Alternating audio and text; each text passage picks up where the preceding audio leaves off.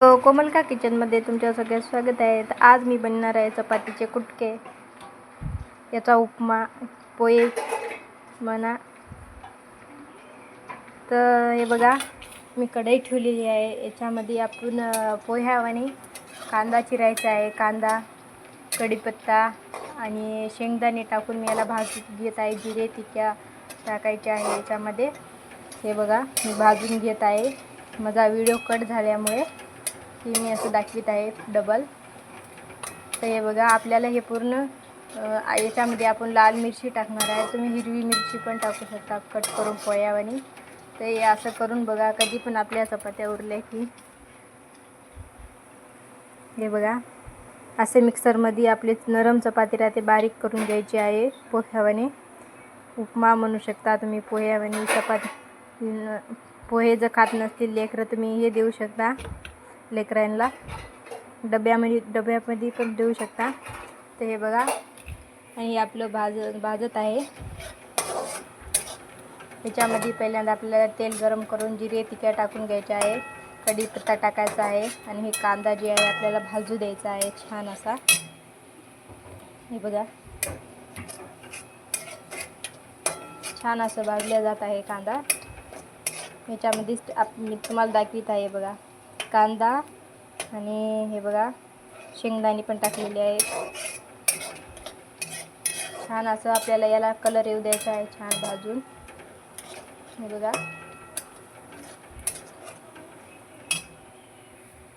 याला छान भाजू द्यायचं आहे. हे बघा, आपला कांदा भाजून झालेला आहे.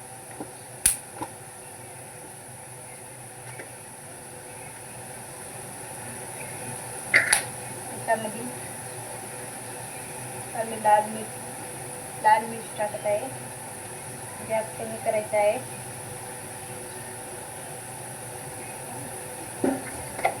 तुमच्या आवडीनुसार तुम्ही टाका, तिखट कमी जास्त. चवीनुसार मीठ टाकत आहे.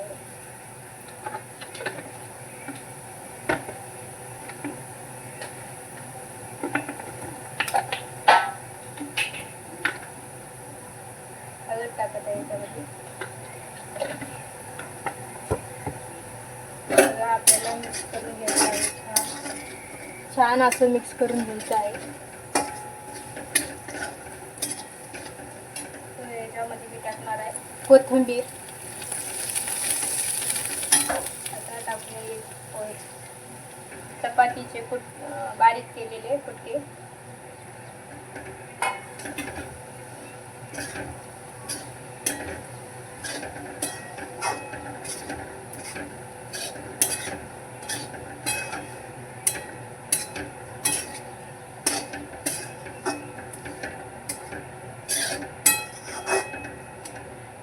हे बघा, एकदम छान होतात.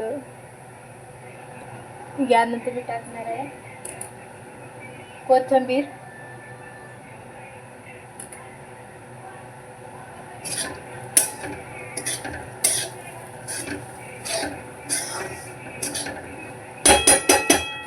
याला दोन मिनिटं थोडंसं झाकून ठेवायचं, वाफ निघू द्यायची आहे. जी चपाती आपली ते थोडंसं कडक राहिलेले आहे ते थोडे नरम होतात. आपल्याला गॅस बंद करून टाकलं तरी चालतं.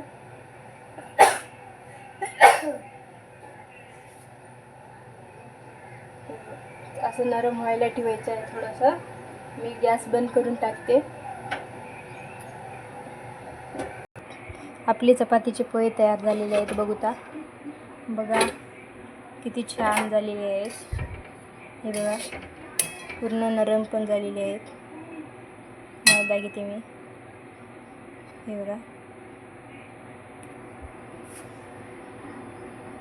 किती छान झालेले आहेत. बघा, मी प्लेटामध्ये टाकून घेते.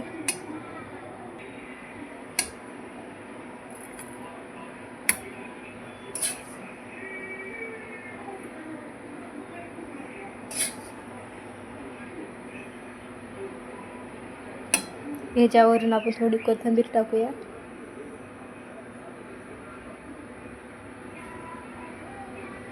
एकदम छान लागतात बघा हे पोहे.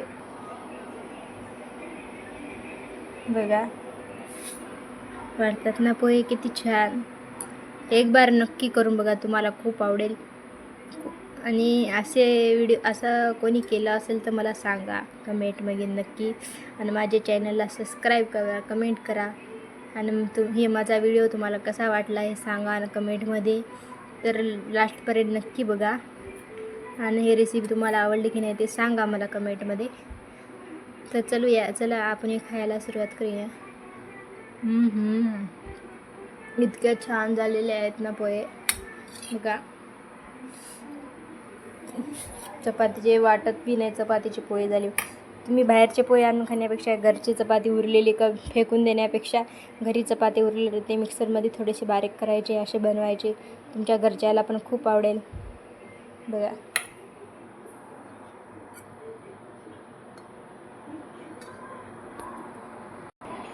धन्यवाद माझी रेसिपी लास्टपर्यंत बघल्याबद्दल.